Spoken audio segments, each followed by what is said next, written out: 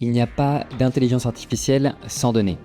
Mais est-ce que les modèles d'IA comme ChatGPT utilisent vos données personnelles? La gestion des données en entreprise, c'est un sujet sensible. Il y a beaucoup d'entreprises d'ailleurs qui ne font pas confiance à ChatGPT pour gérer leurs informations confidentielles. Certaines interdisent même à leurs employés d'utiliser ChatGPT. Alors de base, ces outils qu'on utilise parfois au quotidien, ils ont été construits sur des quantités énormes de données qui sont des données publiques, mais qui étaient parfois des données personnelles. Par exemple, Meta a utilisé et entraîné son modèle sur plus d'1 milliard de posts Instagram publics. Donc, c'est un sujet compliqué. Dans cette vidéo, je ne parlerai donc pas de l'utilisation délicate de certaines données par des modèles alors qu'elles étaient protégées. C'est le cas par exemple avec Getty Images et le modèle de génération d'images Stable Diffusion. En fait, là, on va plutôt se concentrer sur la gestion des données personnelles par les outils d'IA. Donc, est-ce qu'il faut se méfier des données qu'on partage? Comment se protéger? Est-ce qu'il est possible qu'une personne récupère des informations que j'ai pu partager?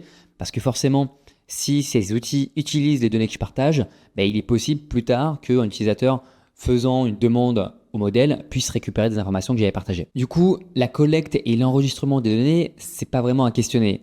Ça, c'est un fait, tout est stocké dans leur base de données, mais c'est plutôt l'utilisation dans le cadre d'un entraînement qui pourrait nourrir le modèle et rendre accès du coup à nos données personnelles lors de l'utilisation de ChatGPT. Parce que même s'il y a des mécanismes de protection des données, des droits d'utilisateur pour supprimer ces données, c'est le cas en Californie et en Union européenne, est-ce qu'on n'est pas à l'abri de jailbreak ou de prompt injection? C'est en fait le jailbreak, c'est une technique qui permet de désactiver les instructions de base par défaut et on va dire la protection que pourraient avoir certains modèles pour venir chercher et avoir une utilisation sans limite et venir avoir accès à des informations sécurisées. Et le prompt injection est une autre technique qui permet aussi de récupérer des informations à l'insu des modèles. Déjà, on va se concentrer sur les modèles propriétaires. Alors les modèles propriétaires, c'est les modèles de type GPT, donc d'OpenAI, Claude 3 d'Anthropic, maintenant Claude 3.5, ou encore Gemini de Google.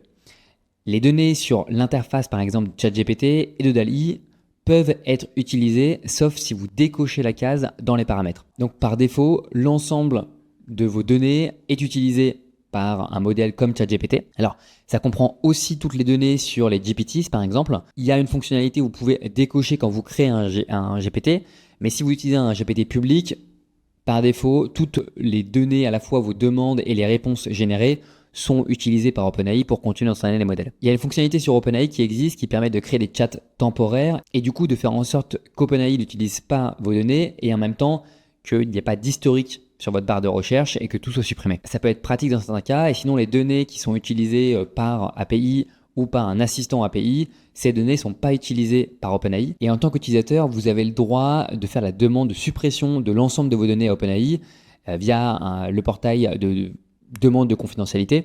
Pour les utilisateurs de ChatGPT Enterprise, OpenAI applique des contrôles stricts pour protéger les données. Elles sont exclues par défaut de l'entraînement. Pour faire un petit zoom sur quand on dit l'utilisation des données par les modèles, en fait, OpenAI, ils expliquent très précisément comment ils entraînent leurs modèles. Tout d'abord, ils vont entraîner le modèle sur une immense base de données publique et aussi sur les partenariats. C'est pour ça que d'ailleurs OpenAI multiplie les partenariats avec des acteurs, des médias ou des réseaux sociaux comme Stack Overflow, Reddit.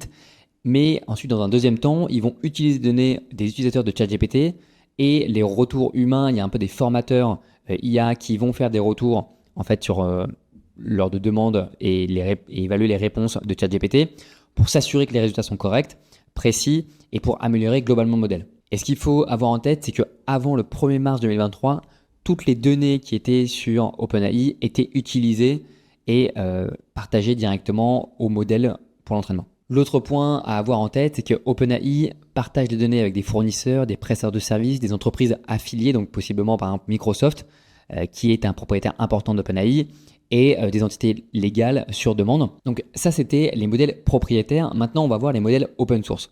Alors, à ma grande surprise, il n'y a pas de grande différence et c'est un peu au cas par cas.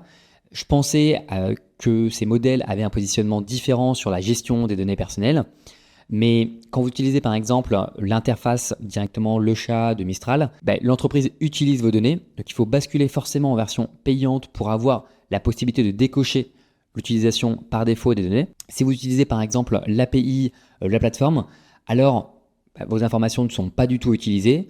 que ce soit l'input et l'output, donc les prompts et les réponses à vos prompts. Donc ça reste un peu plus transparent, mais par exemple pour Codestral, qui est un outil de génération de code, quand vous utilisez l'API, pareil, si vous utilisez la version gratuite, vous serez sûr que l'entreprise utilise vos données pour l'entraînement, alors que si vous devez basculer sur la version payante pour faire en sorte que l'entreprise n'utilise pas vos données. Alors après, il y a les outils aussi généralistes. Copilot de Microsoft, Gemini Workspace. Je sais qu'il y a beaucoup d'utilisateurs qui peuvent utiliser Copilot Microsoft régulièrement. Donc, je fais un petit zoom dessus et ce qu'il y a à savoir, c'est que les prompts et les réponses ne sont pas disponibles par d'autres utilisateurs ni partagés à des services comme par exemple les modèles d'OpenAI et ne sont pas entraînés aussi sur les modèles maison de Microsoft, sauf si vous avez volontairement opt-in et coché la case pour partager vos données. Ce qui est intéressant aussi, c'est que l'entreprise détaille aussi comment il lutte contre le jailbreak par les prompts utilisateurs. Certains utilisateurs malveillants pourraient uploader des documents avec des informations précises à l'intérieur qui pourraient forcer le modèle à partager des informations sensibles. Par contre, là où c'est un peu flou, c'est sur des outils connus comme Gamma App pour la création de slides. Ils ne précisent pas explicitement s'il y a une utilisation personnelle des informations pour entraîner un modèle. Ce qui est sûr, c'est qu'ils collectent les informations personnelles, y compris le contenu du coup généré par l'utilisateur et les slides. Donc c'est assez flou, sachant que c'est quand même un outil qui est très utilisé et assez développé. Pour Perplexity par exemple, il est nécessaire d'opt-out. Donc par défaut, c'est coché et donc vos données sont partagées à Perplexity. Et si vous utilisez l'API, dans ce cas-là, il n'y a pas d'entraînement sur les modèles, mais les informations sont collectées. Pour Google AI, pour Gmail, en fait, ils utilisent tout ce que vous tapez dans la fenêtre pour entraîner les modèles, toutes les suggestions, et ils analysent comment les utilisateurs se comportent, par exemple, pour compléter des phrases dans votre Gmail. Donc, en fait, sur les outils un petit peu comme ça, tiers, où il y a des fonctionnalités IA, ou même si c'est un outil entièrement IA, c'est un peu au cas par cas, et en fonction du niveau de développement de l'entreprise, c'est plus ou moins explicite. Mais dans la plupart des cas, il y a de grandes chances que vos données soient quand même utilisées par les outils. En conclusion, c'est que souvent, quand c'est gratuit, c'est que vous êtes le produit, c'est-à-dire que vos données sont utilisées pour entraîner les modèles. Le sujet est quand même complexe, il y a un gros défi lié à la protection des données personnelles, et il est difficile aussi de faire désapprendre le modèle de certaines informations. Par exemple, si vous souhaitez supprimer et vous demandez par exemple à OpenAI de supprimer l'ensemble de vos informations, si certains modèles ont été entraînés sur vos données, ça ne va pas changer parce que c'est très difficile de supprimer des données d'un ensemble d'entraînement. C'est techniquement en fait difficile et coûteux de faire désapprendre ces informations aux modèles d'IA existants. Et même s'il y a certaines lois qui donnent la possibilité aux consommateurs le droit de demander la suppression des données, il y a beaucoup d'entreprises également qui ignorent un petit peu et ont tendance sinon à résister à ces demandes. C'est difficile quand même de se protéger efficacement contre l'utilisation des données dans l'IA.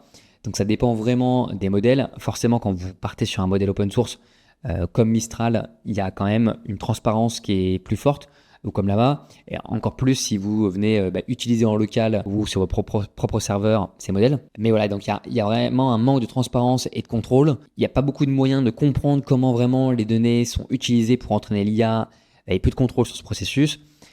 Également, l'utilisation des données publiques, on n'en a pas parlé. Voilà, c'est quand même un sujet délicat, mais j'espère en tout cas que vous avez apprécié la vidéo, que vous avez un petit peu plus de clarté sur comment les modèles utilisent vos données, comment vous pouvez quand même vous protéger ou en tout cas limiter l'utilisation au maximum. Si vous avez apprécié cette vidéo, n'hésitez pas du coup à mettre un like, un commentaire. Ça me fera un plaisir de répondre à chacun de vos commentaires et à vous abonner si c'est pas le cas. Merci encore et à plus. Ciao.